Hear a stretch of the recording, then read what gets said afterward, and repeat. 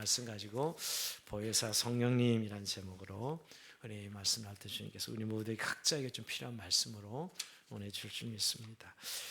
사실은 이 요한복음 요새 보면서 여러분 어떤 좀 감동이 있습니까? 또 계속해서 지금 우리가 보고 있는 부분이 다락방 강하라는 고별 설교죠. 지금까지는 예수님이 대중에게, 제자들과 일반 사람들에게 다 하신 말씀이었어요. 근데 이제 가룟 유다를 보내고 가룟 유다가 제 길로 가죠. 11 제자를 딱 놓고 마지막 11 제자를 향한 주옥 같은 말씀이죠. 그러니까 11 제자를 준비시키시는 자기 백성. 여러분 13장부터 우리 다락방 강하라고 보는데 발을 씻기시고 나서 제자들 발을 씻기기 전에 오늘 13장 1절은 이렇게 시작합니다. 아버지께로 돌아가실 때가 이른 줄 아시고 세상에 있는 자기 사람들을 사랑하시되 끝까지 사랑하시니라. 뭔가 다락방 강화의 주제를 말하는 거예요. 자기 백성들을 사랑하시되 끝까지 사랑하시니라. 사실 십자가 지는 것도 결국 절정이 십자가인데 예수님의 사랑은 오늘 이 더 전 단계 십자가 지시기 전에 11 제자의 이 대화 속에서 설교 속에서 정말 하나님의 사랑, 하나님의 마음, 하나님 나라가 어떤 나라인지 다시 한번 사랑의 관점에서, 즉 제자들을 준비시킨다는 관점에서 말씀하고 있습니다. 그래서 요한복음 중에 이 다락방 강화는 다 빨간색으로 되어 있죠. 여러분 성경에 보면 다 예수님이 직접 하신 말씀이에요. 그죠? 우리가 사복음서에 예수님이 직접 하신 말씀은 빨간색으로 대부분 표현되어 있는 성경이 굉장히 많아요. 그죠? 근데 거의 다락방 강화는 다 빨간색으로 되어 있는 그런 성경이에요. 그러니까 우리가 다 성경의 하나님 말씀이긴 하지만 예수님 입에서 나온 직접 나온 말씀은 더 권위가 있는 것이죠. 그 의미가 무엇인지를 더 세심하게 살펴볼 필요가 있고, 또 특별히 이 십자가 사건 이후에 제자들이 이룰 새로운 공동체, 새 공동체에 대한 청사진이에요. 사실은 이 예수님 말씀 안에는. 그러니까 제자들이 이제 예수님 십자가에 죽으시고 부활한 다음에 승천하시고 그야말로 오순절 성령 강림이 임하고 이제 새로운 교회 공동체가 탄생하지 않습니까? 그래서 우리가 서로 사랑하라 하는 세계명을 주시면서 시작된 이 다락방 강화는 그런 의미에서 굉장히 구체적인 우리의 실제 교회 모습이 어떠해야 되는지, 또 어떤 정체성을 가지고 살아가야 되는지를 말씀하고 있다고 보게 됩니다. 자, 근데 오늘 어제 본문 우리가 오늘 16장 1절에서 15장 길게 읽었지만 수요예배 설교는 길지만 그러나 우리가 이제 매일마다 이제 살펴보고 있기 때문에요. 어제 본문에 예수님께서 참 제자들을 보니까 너무 이제 참 안타깝죠. 이제 예수님이 십자가에 죽으시고 일어날 일이 이제 예수님 다 알고 계시잖아요. 이들이 불어올 그 사건의 후폭풍, 그죠? 박해와 핍박과 이 종교 지도자들로부터 받을 박해를 이미 예수님은 예상하고 있는 것이죠. 그래서 너희가 세상이 너희를 미워하면 놀라지 말라, 두려워하지 말라. 세상이 나를 미워했다. 예수님도 이 세상에 있으면서 미움을 받았다는 것. 그러니 참 이해가 되죠. 제자들이 3년 동안 지켜봤잖아요. 제자들이 예수님이 얼마나 종교 지도자로부터 박해를 받았어요. 그죠? 그걸 십자가에 죽임까지 당하는 이런 상황까지 왔는데 세상이 나를 미워했으므로 너희도, 나를 따르는 너희도 미워할 것이다. 왜? 너희는 세상에 속하지 아니했기 때문이다. 이건 굉장히 중요한 의미가 있죠. 너희가 세상에 속하지 아니했기 때문에 세상이 너희를 미워할 것이다. 바로 이제 하나님의 백성, 내 백성이 되었기에 너희가 세상에서 박해를 받고 미움을 받으나 두려워하지 말라라는 말씀. 지금 어떻게 보면 이제 곧 올 박해나 핍박에 대한 마음의 준비를 시켜주시는 그런 대목인데요. 오늘도 그런 연장선상에서 이루어지고 있어요. 오늘 1절에서 4절은 구체적으로 어떤 핍박이 있을 것인데 그게 대비하라는 말씀이고요. 4절까지는. 그리고 이제 포괄적인 준비, 이런 박해와 핍박의 시대에 새로운 교회 공동이 시작될 때 정말 필요한 것이 뭐냐? 성령님의 역할에 대해서, 보혜사 성령님이 오셔서 어떤 일을 행하실지에 대한 보혜사 성령님의 역할을 말씀해 주시고 그 성령께서 너희를 인도해 주실 것이다, 너희 공동체를 인도하실 것이다 라는 사실을 말씀하신 내용이 오늘 우리가 읽은 16장 1절에서 15절까지의 말씀입니다. 자, 먼저 1절 한번 같이 읽어볼까요? 시작. 내가 이것을 너에게 이름은 너희를 실족하지 않게 하려 함이니. 자, 지금까지 계속 세상이 미워해도 두려워하지 말고 놀라지 말라 이렇게 준비시키는데, 이렇게 말한 것은 너희가 실족하지 않게 하려고 내가 너에게 지금 준비시켜 주시는 말씀이라는 것이죠. 즉 제자들이 이럴 줄 몰라서 이게 아니죠. 그냥 이미 예상하라는 것이죠. 그리고 그때 믿음을 잃지 않도록, 실족하지 않도록 미리 예고하는 것이다. 미리 예고하는 것이다. 이렇게 말씀하고 있는 것입니다. 근데 제자들이 받을 핍박이 뭐죠? 오늘 2절에 나와서 2절 읽어봅시다. 사람들이 너희를 출교할 뿐만 아니라 때가 이르면 물어 너희를 죽이는 자가 생각하기를 그것이 하나님 선견이 일이라 하리라. 두 가지, 출교, 죽임, 순교지요. 그러니까 이제 무슨 말이에요? 사실 이렇게 우리가 성경 읽으면 그냥 느리겠지만 너희가 앞으로 출교당할 것이고, 그렇죠? 이거 이제 이단시하잖아요. 제자들 따르는 예수님의 교훈을 따르는 이들을 종교 지도자들이 출교시키는 거죠. 그리고 죽이기까지 해요. 첫 순교자가 누구죠? 스데반을 죽이잖아요, 여러분. 돌로 쳐서. 이런 일들이 일어날 것을 미리 예고하고 계신 거지. 근데 그들은 이것을 하나님을 섬기는 일이다 이러고 죽인다 이거예요. 항상 그랬어요, 여러분. 교회가 핍박받을 때 보면 항상 종교 전쟁도 그렇고 다 하나님 위해서 다 죽이고 사람을 죽이고 교회를 핍박하고 이런다고요. 그러니까 그들은 너희들을 쫓아내고 죽이면서도 하나님의 일을 한다. 이렇게 지금 이야기할 거라는 거예요. 예수님께 제자들에게 구체 설명해 주고 있는 것이죠. 그러면서 왜 그럼 그렇게 출교시키고 죽이는 순교까지 사건이 일어났냐. 3절입니다. 같이 읽어봅니다. 시작. 그들이 이런 일을 할 것은 아버지와 나를 알지 못함이라. 하나님 모르기 때문이죠. 그러니까 여기서 쫙 갈라지죠. 너희는 세상에 속하지 않은 나의 백성이고 이제 그렇지 않은 사람들은 너희를 향해 핍박하고 박해할 것이다 하는 거 분명히 가르치고 있는 거예요. 여러분 예수 믿는 것은 모르거나 절로거나 뭐 그런 이런 식의 이것도 아니고 저것도 아니고 아닙니다. 분명히 그리스도를 믿는 사람들은 세상에 속하지 않아. 너희가 세상에 살지만 세상에 속하지 않고 하늘에 속한 하나님의 백성. 그러기에 너희가 세상 속에서는 왜? 세상이 너를 알지 못하기 때문에. 세상이 예수를 알지 못하기 때문이죠. 그러니까 너희도 핍박할 것은 너무 예수님도 핍박해요. 하나님의 아들이 친히 육체를 입고 이 땅에 오셔서 이렇게 핍박을 받고 십자가에 죽으실까지 하는데 너희를 핍박하는 것은 당연한 것이다 라고 말씀하고 있습니다. 어떻게 보면 예수 믿는 일이 뭐 그냥 좋고 행복하고 우리가 물론 당연히 구원받는 하나님에서 얼마나 영광스러운 행복한 일이지만은 실제 우리가 삶을 살아가는 데 있어서는 예수님이 분명히 이렇게 너희가 박해받고 핍박받을 것이다. 세상이 너희를 알지 못할 것이기 때문이다. 하나님을 알지 못하고 이럴 것이다 라고 말씀하고 있습니다. 그래서 이제 4절 보면 여러분 오직 너에게 이 말을 한 것은 너희로 그때를 당하면 내가 너희가 말한 이것을 기억나게 하렴이라. 예수님 그때 말씀하셨지. 이거에 기억나게 하려고. 그때 가면 당하지 않도록. 맞아. 예수님 우리 마지막 그 다락방에서 우리를 준비시킬 때 이미 예고해 두신 거야. 맞아. 이렇게 우리가 출교도 당하고 죽기도 하고 이런 기억나게 합니다. 그러니까 말씀을 기억하면 그것을 잘 인내하고 버텨나갈 수 있기 때문이지요.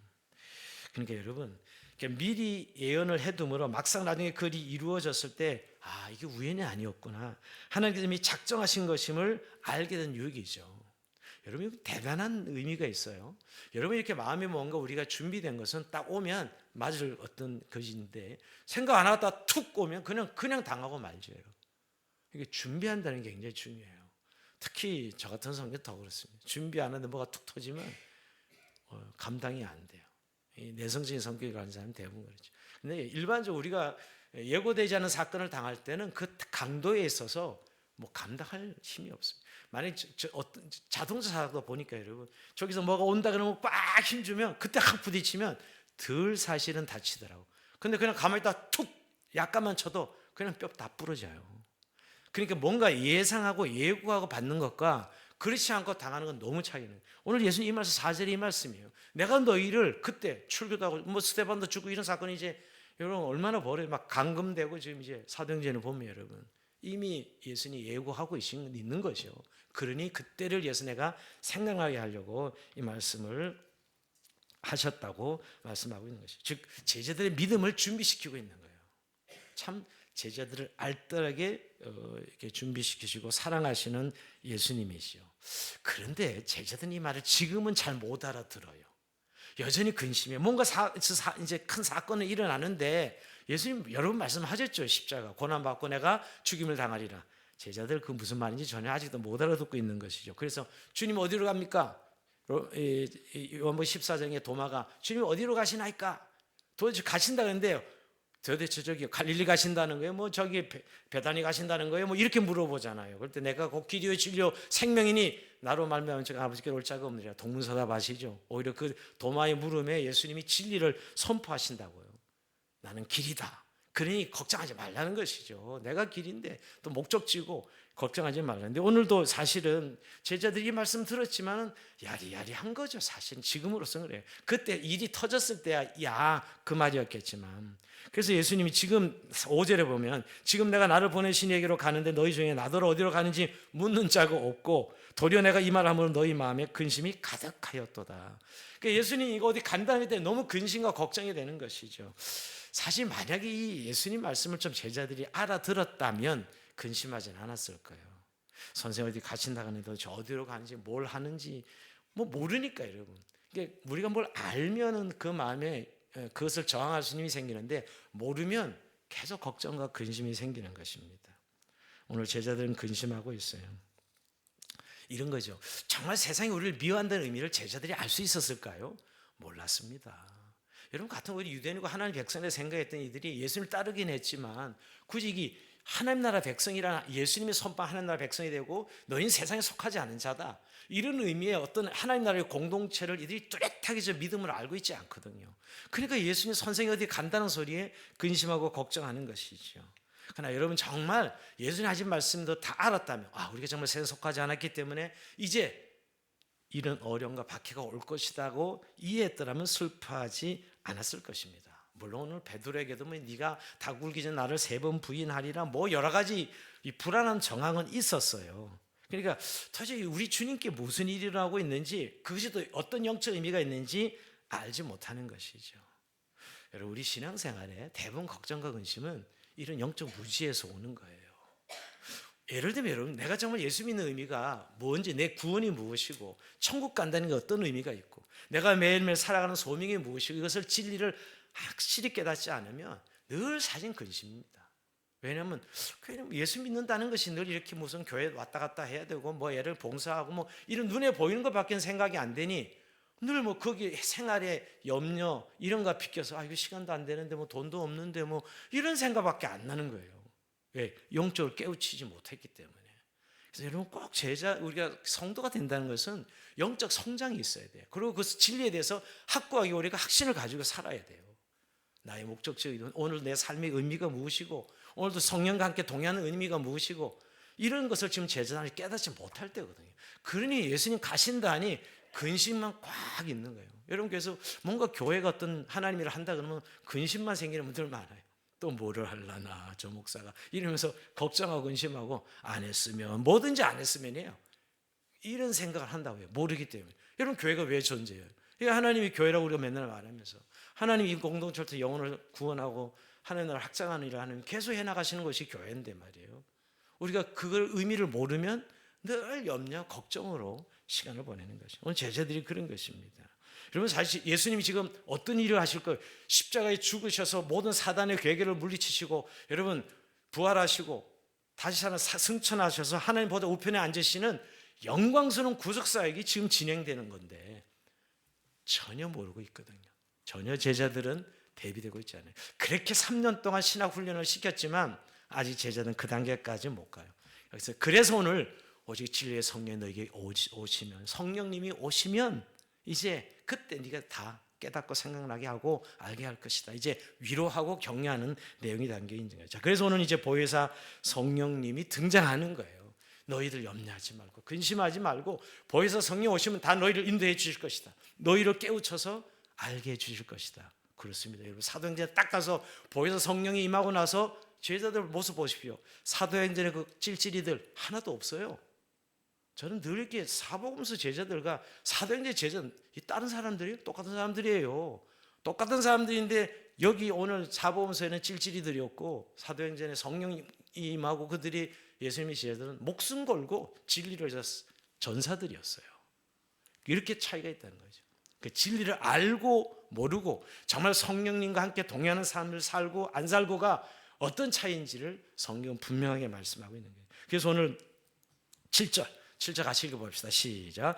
그러나 내가 너에게 실상을 말하노니 내가 떠나는 것이 너에게 유익이라. 내가 떠나가지 아니하면 보혜사가 너희에게로 오시지 아니할 것이요 가면 내가 그를 너희에게로 보내리니. 자, 우선 성령 보혜사, 성령님. 자, 이미 다락방 강의 제일 많은 주제가 보혜사에서 보혜사. 우리는 보혜사로 표현했는데 영어 성경 카운셀러, 그죠?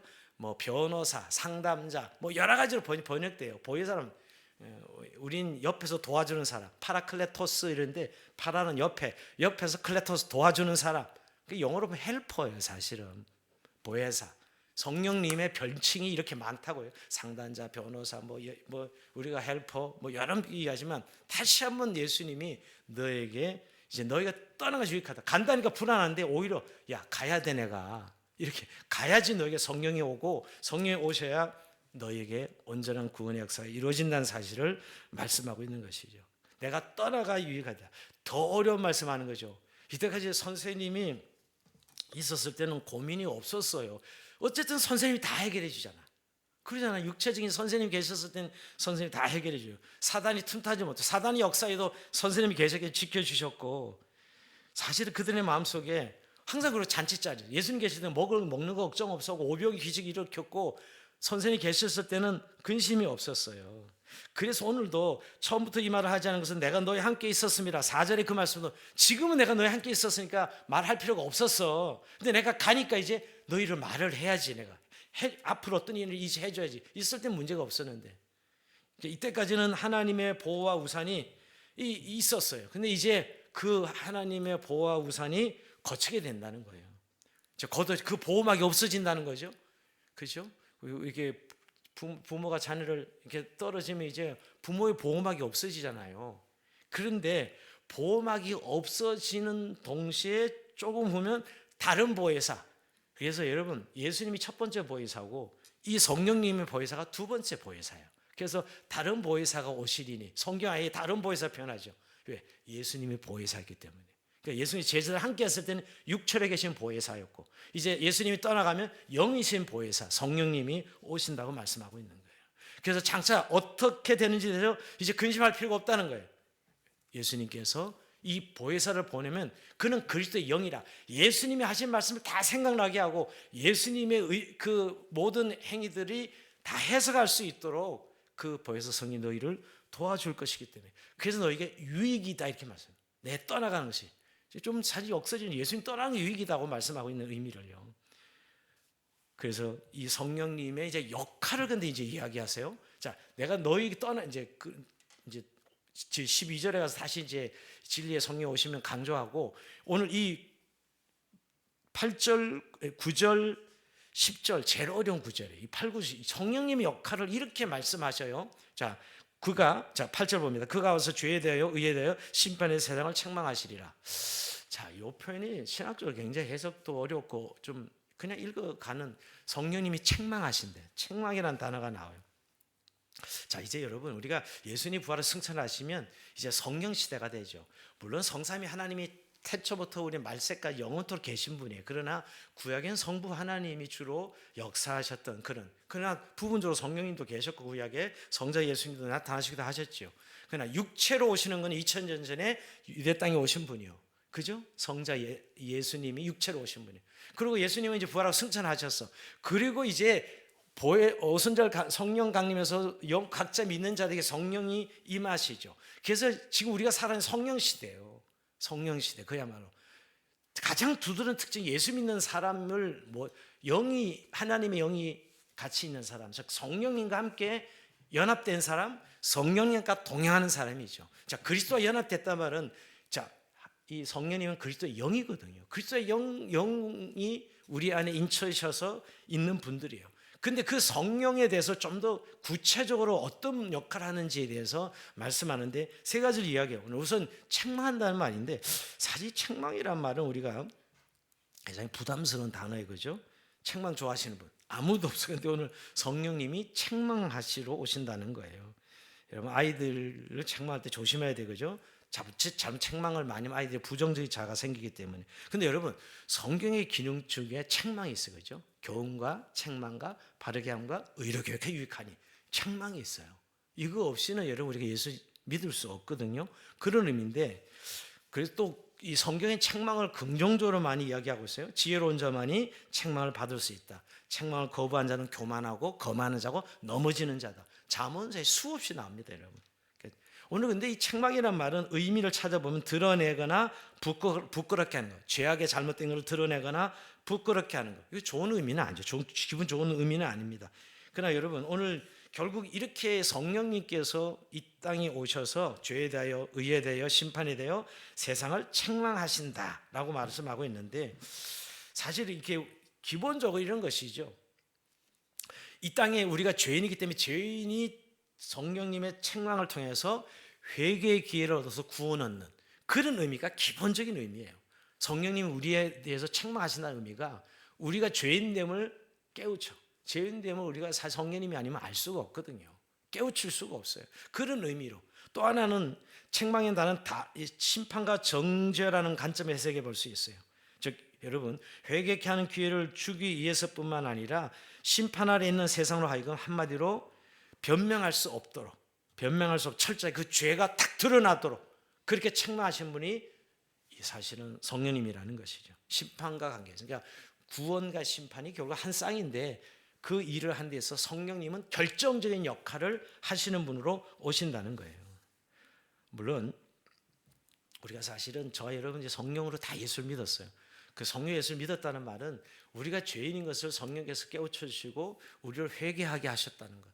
그래서 모두가 우리가 그리스도를 영접할 수 있었어요.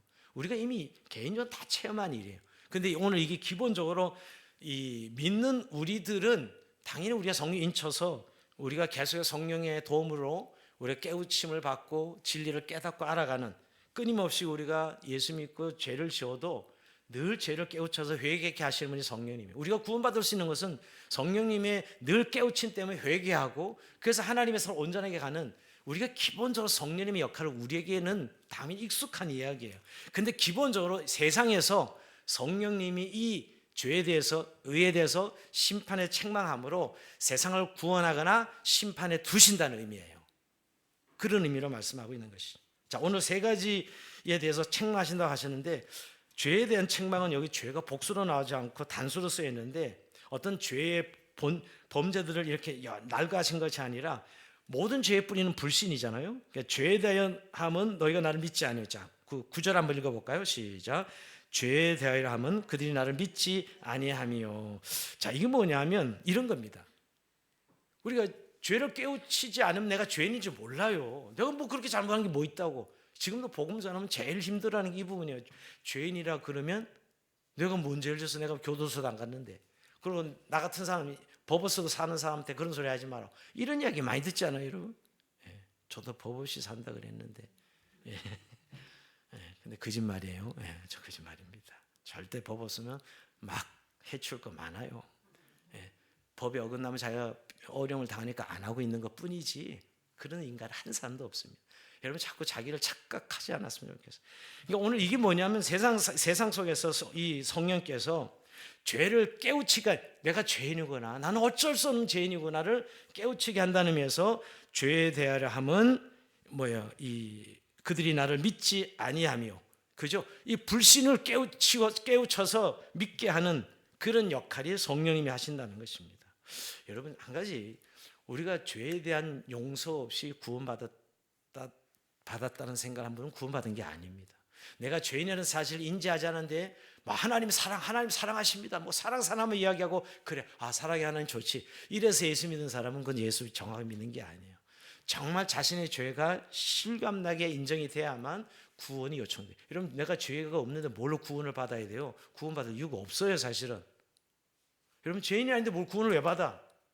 우린 자꾸 그래서 이런 복음 전할 때, 물론 상당히 기분 나쁘게 해가지고 만문 닫게 하는 이런 의미가 아니라, 성령께서 그들 마음에 죄가 생각나게, 내가 죄인이구나, 정말 하나님 없이 내가 내 마음도 내가 하나님 자를 깨차고 이렇게 살아왔구나 하는 사실을 깨닫게 하는 것이 성령님의 역할이라는 거예요. 이 죄에 대하여 책망하신다라고 표현하고 있는 거예요. 두 번째, 의에 대하여. 자, 10절 볼까요? 시작.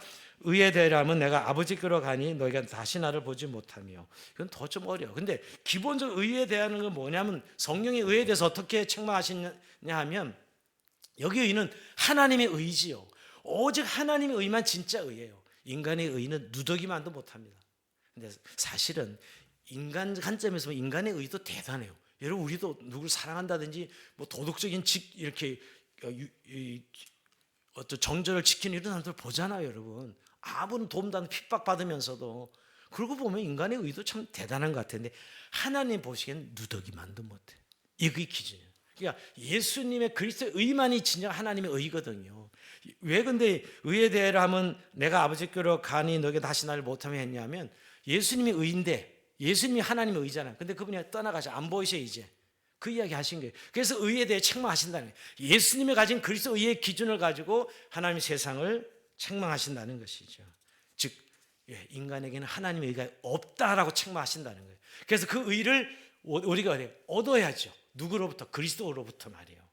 우리가 정가된 의, 그래서 우리가 원래 본래 의가 아니고 인간의 의는 다 누더기만도 못한 것이고 그리스도 의가 우리에게 정가된다는 면서 구원을 받은 것이에요. 근데 그리스도가 이제 떠나가시니까 그 의가 안 보이잖아요. 그렇게 의에 대해 세상을 하나님이 심판하신다. 누가? 성령님이 앞으로 계속해서 주님 오실 때까지 죄에 대하여, 의에 대하여. 자, 마지막 심판에 대하여. 자, 읽어봅시다. 11절 시작. 심판에 대하여 하면 이 세상 임금이 심판을 받았습니다. 자, 심판에 대해서 책망하신다는 것입니다.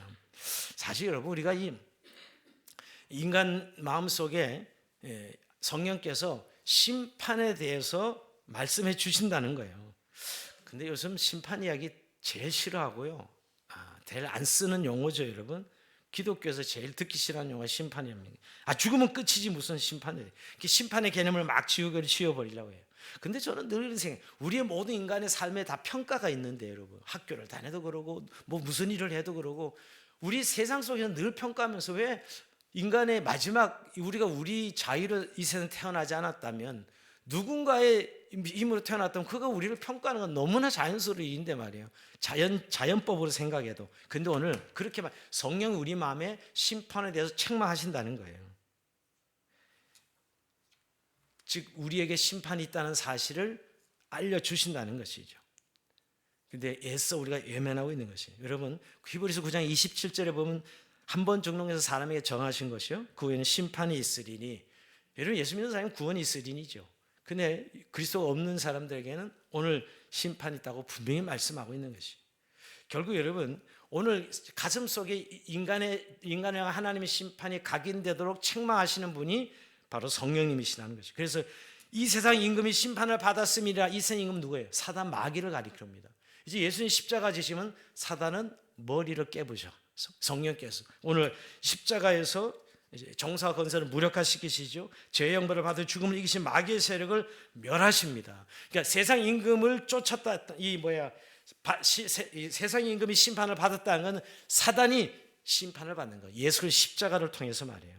그러니까 결국 심판에 대하여 결국 책망하셨다는 말은 하나님 무서운 심판을 면할 게 없다는 것을 성령께서 말씀해 주신다는 거예요. 자, 성령님의 세 가지 역할, 세상을 책망한다는, 그래서 예수 믿게 하든지 그것을 믿지 않는 사람은 심판인 거죠. 여러분, 우리가 그냥 예수 믿은 것 같지만 그냥 예수 믿은 게 아니에요. 만약 우리가 교리 하나 달달 외운다고 구원받는다면 뭐 세상 모든 종교에 다 구원이 있는 거지. 그런 식의 이 종교라면 기독교가 그렇지 않고요. 오늘 우리에게 성령께서 오셔서 의의 죄에 대하여, 의에 대하여, 심판에 대해 말씀하셔서 거기에 대해서 믿음으로 반응한 사람들이 생명 구원을 얻은 거예요. 이 역할이 성령님의 역할이라면서 이제 제자들을 향하여 이제 이렇게 성령께서 역할을 하실 텐데, 자 12절 같이 읽어봅니다. 시작. 내가 아직도 너희에게 이럴 것이 많으나 지금은 너희가 감당하지 못하리라. 13절. 그러나 진리의 성령이 오시면 그가 너희를 모든 진리 가운데로 인도하시리니 그가 스스로 말하지 않고 오직 들은 것을 말하며 장래를 너희에게 알리시리라. 아멘. 드디어 이제 결론적으로 이제 아직은 너희가 감당하지 못해, 이런 말들이. 그래서 예수님 이 말을 자세히 설명은 안 하잖아요. 의에 대해, 죄에 대해, 심판에 대해. 제자들이 뭔 소리 하시나. 지금 우리도 어려 죽겠는데 이 말씀이 이해가 잘 안 되는데, 그러나 이제 너희는 지금은 감당하지 못하지만 진리의 성령이 오시면, 보혜사 성령이 오시면 너희를 진리 가운데로 다 인도하실 것이다 라고 말씀하고 있는 거예요. 그리고 그는 이제 스스로 말하지 않고 오직 들은 것을 말하며 장래를 너희에게 알리시리라. 자, 여러분, 성령님이 자유로 말하지 않고 오직 들은 것을 말하시며 장래를 알리신다는 거예요. 자, 성령님이 하나님이신데 여러분, 하나님도 예수님의 들은 말을 이야기해 주신다는 거예요. 근데 예수님이 하신 말씀은 어떤 말이에요? 아버지가 하신 말씀이죠, 여러분. 그러니까 삼위 하나님이 사실은 다 연결되어 있다는 거예요. 자, 성령님은 들은 걸, 예수님께 들은 말을 생각나게 한다 그러는데, 그 예수님 말씀은 아버지가 보낸 자, 아버지가 한 뜻이죠. 왜? 예수님 아버지의 뜻만을 이야기한다 그랬으니까. 삼위 하나님의 의미로 본다면. 자, 여러분이 성경 읽을 때 제가 이런 이야기를 자꾸 해드리는 것은, 성경을 읽을 때 여러분 입장에서 직접 해석이 돼야 되잖아요. 그런 본문만 나오면 이건 뭐 그런가 보다 지나가지 마시고, 이 저자 직강 책을 볼 때, 제가 성경 읽으면 저자 직강이에요. 예수님이 직접 설교하시는 거 아니에요, 이 본문이 말이에요. 근데 그래서 그냥 어렵다고 지나가지 마시고 항상 그 의미를 다시 한번 생각해 보는데, 오늘 성령님이 자유로 말하냐고 들은 것을 말하며 장래로 말할 것이다. 성령님이 들으신 것을 말씀하신다는 거예요. 누구에 들은 것이에요? 예수님께 들으신 것이지요. 그것이 14절 이야기하는 거예요. 14절 볼까요? 그가 내 영광을 나타내니 내 것을 가지고 너에게 알리시겠습니다. 그는 누구예요? 성령님이 내 영광을 나타내니 내 것을 가지고 너에게 예수님의 말을 너에게, 즉 내가 한 말을 너에게 알리겠습니다. 누가? 성령님이 그렇게 말씀하고 있는 거예요. 그래서 15절에 무릇 아버지께 있는 것은 다 내 것이라. 그러므로 내가 말하기를 그가 내 것을 가지고 너에게 알리시리라. 이제 성령님이 다 아버지가 내 것인데 너에게 다 알려주겠다. 성령 시대가 되면 이제 성령님이 너희에게 모든 진리를 가운데 인도해 주실 것이라는 거예요. 제가 그래서 시대를 딱딱 구분한다고 좀 어폐가 있지만, 성령 시대에 이제 예수 믿는 의미는 성령과 함께 살아가는 삶이에요. 진리의 영이 오셔서 내가 한 말 다 너에게 생각나게 하고 너에게 일러줄 것이다 라고 말씀하고 있는 것이죠. 여러분, 이건 제자들이 이제 이 말씀을 받고 오순절 성령 강림 이후에 사도들의 말은 곧 하나님 말씀이 되죠. 여러분, 사도 시대는 사도의 말이 성경이 되고 그들의 말한 기록이 신약 성경이고 우리에게 주는 계시의 말씀이 된다고요. 굉장히 중요한 의미가 있어요. 그래서 사도들이 교회의 터다라고 말한 이유가, 여러분 초 1세기 그리스도인들은 구약 성경만 가지고 있었어요. 그런데 성경 역할을 누가 했어요? 사도들이 한 거죠. 사도들 입에서 나오는 말이 성경이었다. 기록된 것은 이렇게 사복음서, 서신서가 된 것이고요. 그러니까 지금 오늘 이 예수님 하신 말씀이 그대로 그들에게 한 말을 그들이 적어서 오늘 이렇게 성경 기록으로 남긴 것이지요. 그래서 제자들이 결국 이 예수님이 하신 말씀대로 사복음서를 다 기록했잖아요. 이 당시 무슨 사복음서 어디 있었어요? 성경이 기록된 건 AD 한 60여 년경, 예수님이 십자가에 죽고 부활하셔서 30년 후에 이 사복음서가 기록된다고요.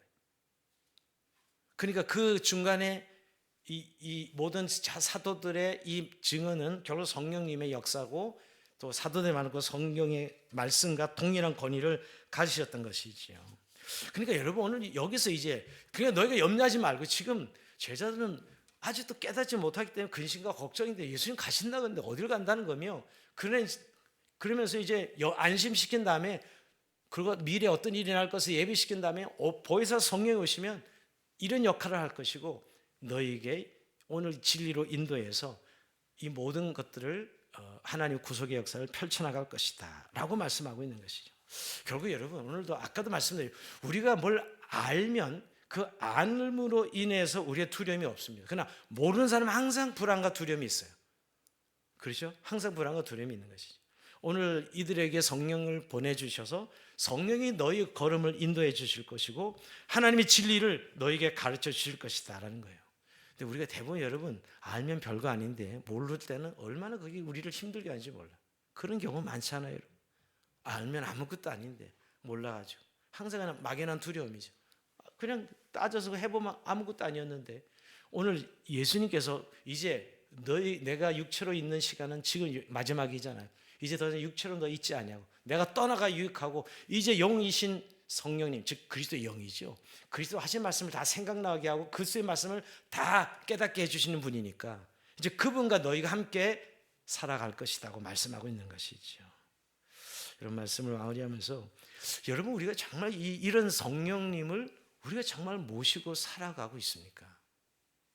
여러분 성경이 오늘 이렇게 이야기하는데 정말 우리 실제 삶이, 우리에게 성령님은 좀 어떤 신비한 체험, 이때만 성령님의 역사로 생각하는 분들을 많이 봅니다. 또는 뭔가 기적이 필요할 때, 뭔가 역사가 필요할 땐 성령님, 물론 맞습니다, 여러분. 기적과 능력 또 신비한 체험은 당연히 성령님이 당연히 개입하셔야 되는 일인데, 우리 일상 속에 과연 정말 성령님은 나와 함께 하시고 우리를 늘 진리 가운데로 우리의 걸음을 인도하고 계시냐고요.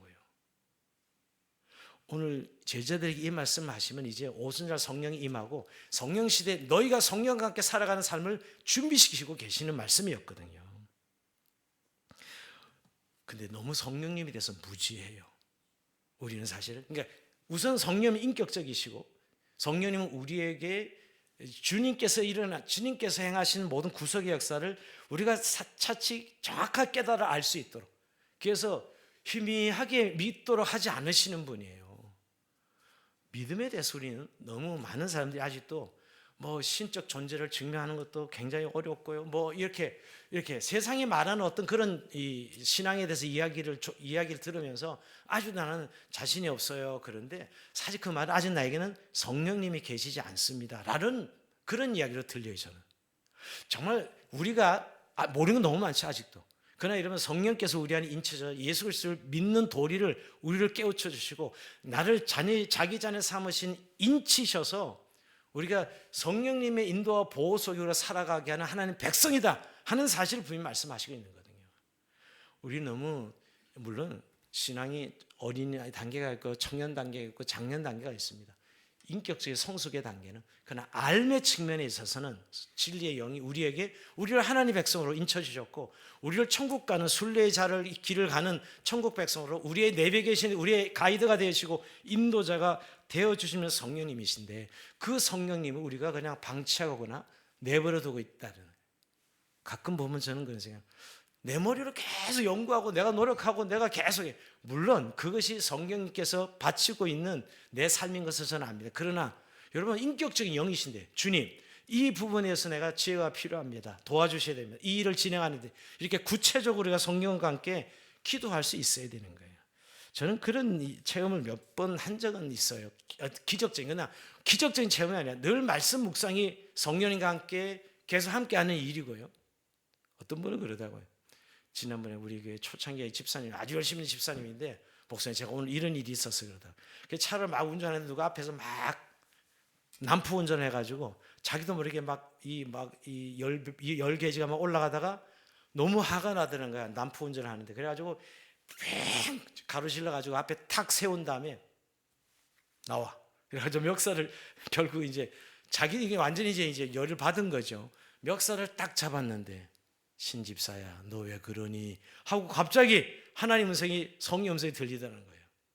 그 바람에 멱살까지 잡았는데, 멱살 잡고 한번 치려고 하는 건데 자기도 모르겠는데 죄송합니다 그리고 제가 잘못했습니다 그리고 가십시오 하고 나왔다는 거예요. 그 간증하는데 내가 한참 웃었습니다, 사실은. 근데 진짜 그날 자기도 예상할 수 없었던, 신집사 너 왜 그러니 그래, 그 음성이 들리더라는 거예요. 이건 굉장히 체험적인 그런 성령님의 인도하심인데, 여러분 우리 마음에 성령께서 계시면 우리 마음에 소원을 두고 행하시고 우리의 삶의 모든 영역에 성령께서는 관심을 가지고 계시는 분이에요. 절대 우리를 홀로 내가 고아 같이 버려두지 않는다고 말씀하시니라도 보혜사 성령께서 너희가 와서 내가 친구처럼 너희가 카운셀을 해줄 것이고 너를 인도해 줄 것이다 이렇게 말씀하고 있는 것이죠. 그런데 우리가 이렇게 성령님과 함께 사는 삶에 대해서 둔하고 잘 훈련이 안 된 이유는 크게는 여러분 미혹의 영도 있다는 거예요. 꼭 요한일서에 가면 미혹의 영 이야기 많이 나오는데, 미혹이 우리를 속이는 거예요. 그러니까 성령님이 자는데 아니요, 사단의 영이 와서 우리를 미혹과 시험 들게 하는 거예요. 이거를 구별할 줄 알아야 돼. 이게 성령님의 감동과 감화인지 이 악한 영의 육에서 일어나는 사단의 시험인지 이걸 구별하지 못하기 때문이에요. 근데 대부분 자기 자만족에서 나올 때는 대부분 이 사단의 영이, 미혹해 하는 영이에요. 육체에서 나오는 것들. 이걸 구별하지 못하기 때문에 우리가 늘 이렇게 성령님을 구한다는 의미가, 신비할 때는 그런 은혜를 구하면서도 일상에서 구하지 않는 이유가 그 때문이죠. 근데 그 미혹의 영을 분별하는 제일 좋은 것은 이 성경에 기록된 말씀입니다. 여러분, 칼빈은 성경에 가면 가라 하면 가고 서면 쓴다 그랬는데, 결국 이 계시의 말씀이 성령님이 역사하시는 기준이 되는 거예요. 여러분, 성경이 없는 곳에 성령님은 역사하지 않으세요. 그렇게 생각해도 돼요. 하도 많은 이단들이 그렇게 성경 기준 없이 하도 성령 그런 이야기를 해서 저기 미혹하는 영인지 진짜 성령인지 구분 잘 하셔야 돼요. 성경이 없으면 미혹하는 영이에요. 아무리 천상의 희한한 이야기를 하더라도 그분의 개인 체험일 수는 있어. 그러나 그것을 확인하는 방법은 성경이 있느냐 없느냐로 확인할 수밖에 없어요. 그냥 그 사람이 간증일 뿐이에요. 성경 없으면 없는, 그건 우리가 인정할 수 없는 것들이죠. 개인의 그냥 자기 응답이라고 할 수는 있어도. 그러니까 오늘 우리가 미혹하는 영의 이 연약을 받아서 이 성령의 인도를 받는 것에 대해서 우리가 두려움이 있지 않나 이런 생각을 해봅니다. 그리고 늘 우리가 성령의 인도를 잘 받지 못하는 것은 자기가 원하는 소리를 듣고 싶어하고 원하는 대로 하고 싶어 하는 거예요. 내 원함 때문에. 그 원함이 하나님 원함이 아니라 진짜 내 육체의 본성의 원함대로. 그래서 지금도 듣고 싶은 이야기만 들어요. 지금 보니까 다 자기가 원하는 유튜브만 듣고 그게 진실이야. 또 이쪽엔 이 유튜브 소리, 이게 다 진실이야. 그게 두 개의 진실이 공존한다니까요. 하나의 사건인데. 환장해요. 요새 환장해요. 사건은 하나인데 이쪽 진실은 이거고 이쪽 진실은 이거예요. 그러니까 요 사람도 이거 믿고 요 사람 이거 믿어. 해결이 안 됩니다. 결국 싸움밖에 안 돼요. 그렇지만 이제 뭐 그냥 저는 하나의 주권적 역사가 있겠지만 그냥 숫자로 결국은 이제 민주주의 다수결을 해야 되겠죠. 근데 그 진실이 아니냐 그건 중요하지 않아. 내 편은 너 이거 믿어야 되고 네 편은 이거 믿어야 돼. 이런 식의 지금 우리 대한민국의 상황을 봅니다. 근데 우리 개인도 여러분 왜 성령님과 이렇게 인격적 교제가 어렵냐면 내 원함으로 신앙생활을 하기 때문이에요. 여러분 하나님이 우리에게 말씀을 통해서 얼마나 하나님의 마음을 가르쳐 주시고 하나님 뜻을 가르치고 소명을 말씀하시고 계속 이야기하는데도 불구하고 우리는 내 원함대로 자꾸 신앙생활을 하고 싶은 것이죠. 그러니까 성령님과 인격적 교제가 활발하게 일어날 수 없는 것이에요. 그리고 가장 중요한 성령에 능하지 않기 때문에. 여러분 성경에 누가 기록해요? 성령님이 기록하신 거잖아요. 이 계시의 말씀의 기준은 우리가 제대로 익숙하지 않고 알지 못하기 때문에 무지하기 때문이죠. 제자들 3년 동안 가르쳐도 그렇게 무지했거든요. 여러분 똑같은 것이에요. 이 진리의 말씀에 능통해야 깨달아야 여러분 성령께서 우리의 걸음을 인도하시죠. 오늘 책망하시는 성령님 오늘 새로운 우리의 어떤 이 역할 속에 보셨는데 여러분 기뻐하십시오. 우리 안에 성령이 우리를 책망할 때 그렇게 드러낼 때 내 죄인됨을 내 약함을 감사하십시오. 그건 정말 여러분들을 사랑하시는 성령님의 온전케 하신 역사거든요. 여러분 기도 생활 가운데 이런 성령과 함께 더 깊은 교제가 있고 성령님을 구하는 또 그래서 늘 성령이 함께 사라지는 그래서 오늘 제자들의 이런 구조 이 미래에 일어날 일을 완벽하게 준비시키는 예수님의 따뜻한 사랑과 준비하심인데 저 여러분 삶은 왜 예라고 생각하세요? 예수님이 여전히 여러분 제자된 여러분들에게도 이런 세상 속에 살아갈 때 준비시켜 주시고 예비된 삶을 살게 하신 것을 기억하시고 오늘도 성령으로 사라지는 저 여러분 삶들 주의 이름으로 축원드립니다. 자 우리 찬송